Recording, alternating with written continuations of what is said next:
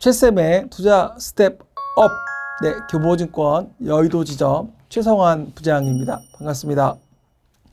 네, 오늘 말씀은 월가에 투자를 잘하셨던 많은 대가분들 중에 한 분이라고 생각하시면 됩니다. 그래서 윌리엄 오닐의 캔슬림, 그리고 컵 위드 핸들, 이러한 나름의 어떤 투자에 대한 기법에, 그리고 최고의 주식 최적의 타이밍이라는 주제로 오늘 강의를 해보도록 하겠습니다. 윌리엄 오닐의 이 캔슬림은 상당히 시장에서는 투자하시는 분들이 많이 매매를 하실 때 공부하는 그러한 서적 중에 하나고요.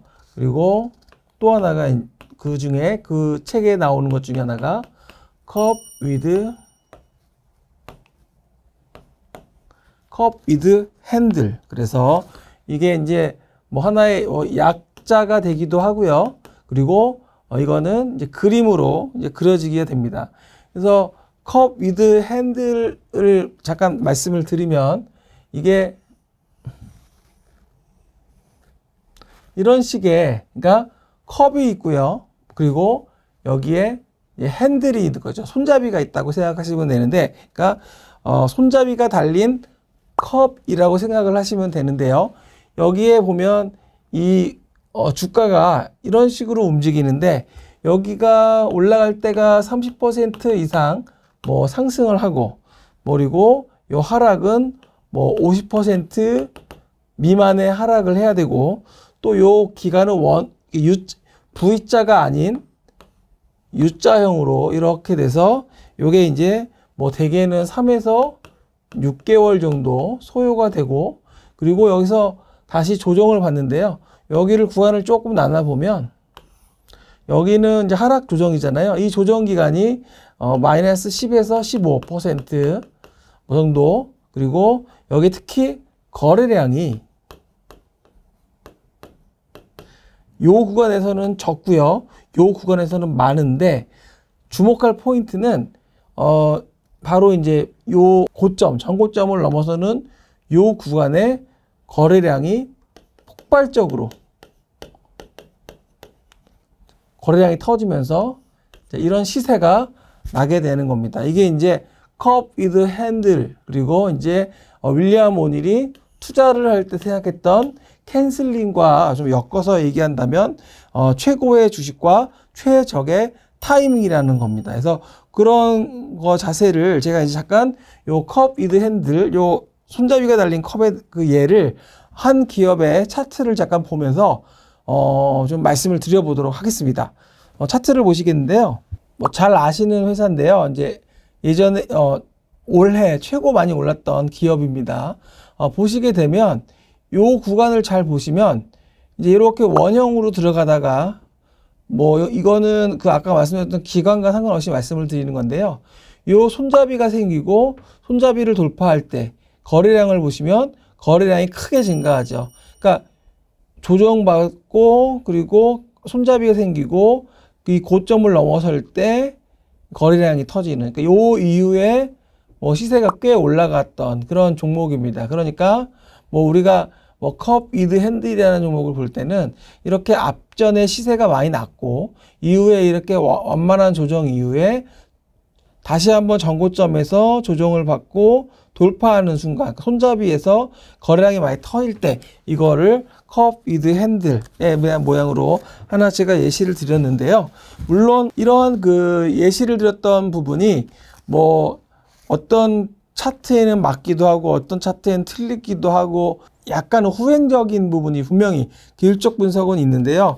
윌리엄 오닐은 이런 전략으로, 이런 방식으로 상당히 많은 시장에서 투자에 대한 수익을 올렸고, 또 그리고 시장에서 캔슬림이라는 방법으로 시장을 봤다라는 겁니다. 그래서 오늘 제가 그 최쌤의 투자 스텝업에서 다룰 내용은 주로 윌리엄 오닐의 캔슬링과 컵 위드 핸들을 바탕으로 해서 오늘 이야기를 나눠보도록 하겠습니다. C는 뭘까요? C는 바로 current quarterly earnings, 그러니까 현재 주당 분기 순이익의 증가분을 표시를 합니다. 그러니까 뭐 저는 지난번 제가 말씀드렸던 EPS에 대한 그런 부분인데요. 분기마다 이렇게 올라가는 부분들이 그런 부분들을 우리가 뭐 3분기 연속, 6분 뭐 그런 식으로 계속 봐야 된다는 얘기죠. 근데 중요한 거는 이 분기별로 올라가는 EPS가 만약에 1분기, 뭐 2분기, 3분기, 4분기가 있다면 전분기하고 비교를 하는 거는 사실 큰 의미가 없다. 물론 뭐 전분기 대비해서 올랐다고 생각하면 좋아졌다고 생각할 수 있지만 계절성이라는 게 있거든요. 그래서 이 기업들이 성수기가 만약에 3Q가 성수기다 이렇게 되면 사실은 성수기 때 가장 이익이 많이 나오기 때문에 2분기나 1분기, 4분기하고 비교하는 거는 사실은 뭐 QOQ로 비교하는 건 아닌 것 같고요. 그래서 보통 YOY, 그러니까 지금 올해가 지금 2분기, 지금 2023년 2분기잖아요. 그렇다 보면 작년에 2022년 2분기 이런 식으로 비교를 하게 됩니다. 근데 이제 여기서 약간은 뭐 코로나 기간 동안에 변수가 좀 있습니다. 코로나 기간 동안에 기저효과라고 해야 될까요? 역기저효과라고 해야 될까요? 이런 표현들을 하게 되는데 그런 것들을 감안해서 이런 그 C는 바로 분기별로 내가 기업들의 이익을 비교를 하는 겁니다. 제가 이게 그 최근에 시장을 보게 되면 A라는 기업에 대한 투자를 하면 있어가지고 그런 실적이나 그런 뭐 이익에 대한 부분들 이런 부분들은 사전에 좀 공부도 하시고 체크를 해야 되는데 체크를 할 시간이 없습니다. 뭐 묻지도 따지지도 말고 뭐 일단 사고 보자 뭐 이런 식으로 매매를 하다 보면 사실은 낭패를 당하는 경우가 많잖아요. 그러니까 내가 그 기업을 투자를 한다면 당연히 C에 대한 분기별 이익에 대한 부분들을 3개년치에 대한 부분들을 비교하면서 성장하고 있는지에 대한 부분을 보시면 좋을 것 같습니다. 그래서 이게 말씀드렸던 18에서 20% 이상이라고 한다면 일단은 윌리엄 오닐의 이 켄 슬림의 C에는 해당이 된다. 이렇게 보시면 될 것 같습니다. 그럼 A는 바로 A는 그러니까 연간입니다. 연간으로 annual earnings인데요. 연간 주당 순이익이 역시 EPS인데요. EPS가 계속 올라가야 되는 거죠. 윌리엄 오닐은 여기서 좀 약간은 좀 시장에서 그 우리가 생각하는 주가는 PER 곱하기 EPS잖아요. 주가가.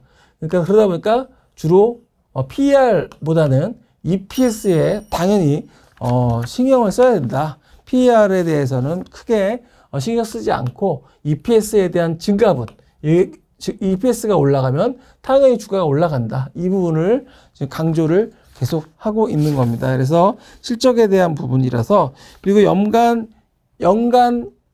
A가 연간이라고 그랬잖아요. 이게 연간 EPS인데 연간 EPS가 지금 증가율이 24% 이상 그리고 또 ROE 역시 뭐 17% 뭐 증가하는 회사.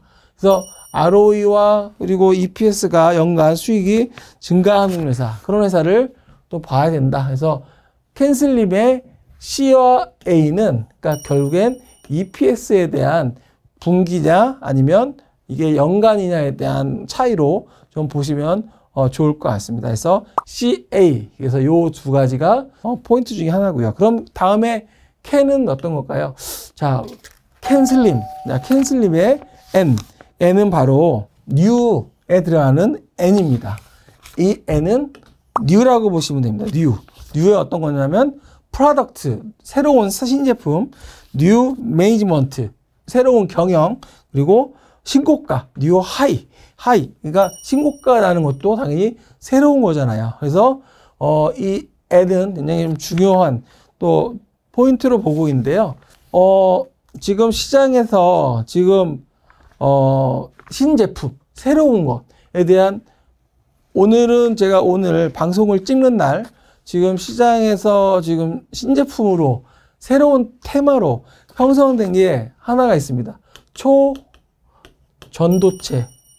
또 하나가 뭐 실리콘 파우더. 예를 들면 2차 전지에 들어가는 기존에 2차 전지가 들어가는 그 음극재에 뭐 흑연이 보통 쓰이는데 이 흑연을 대체하는 실리콘 파우더 뭐 이런 식으로 새로운 제품이 들어왔을 때는 시장에서 어떻습니까? 새로운 신제품은 기본적으로 P가 가격이 당연히 높겠죠. 그리고 향후에 이 가격이 낮아지면서 어떻게 되겠습니까? Q가 크게 늘어나는 그런 부분들이 발생을 할 수가 있습니다. 그래서 신제품에 대한 부분들이 상당히 뭐 가격도 그렇고 향후에 Q도 그렇고 이런 부분들이 좀 있다. 그러니까 지금 그 경제학, 뭐 경영학 이런 데서 이제 공부하다 보면 이게 S자 곡선 많이 얘기하거든요. 이렇게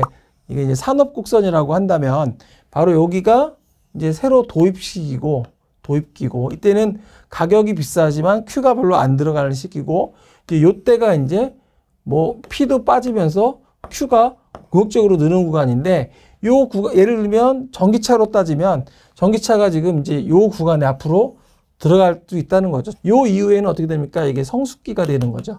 그래서 이렇게 신제품에 대한 산업의 사이클을 제가 보면서 말씀을 드렸고요. 그 다음에 신사업입니다. 신사업은 보통 이제 우리가 본업을 많이 하잖아요.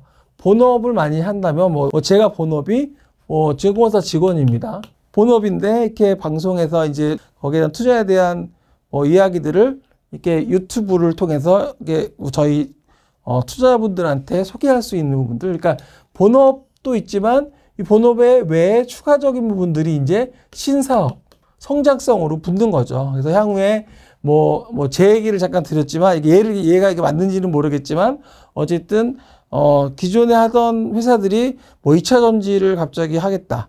그러니까 본업도 나쁘지가 않아요. 캐시카우로 역할을 하면서 성장을 하고 있고 거기에 이제 바로 그러니까 이런 2차 전지를 얻는 거죠. 이런 부분들이 주가 상승을 할 수 있는 요인이다.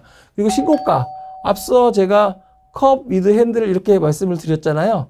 결국에는 전고점을 돌파하고 이때 거래량이 터지고 이렇게 신고가가 날 때 그때 주식을 매수해서 수익이 나는 경우 그런 경우를 이제 신고가에 대한 말씀을 드립니다. 그래서 어쨌든 제가 여기 세 가지 말씀을 드렸는데 기존의 캔슬립에서 지금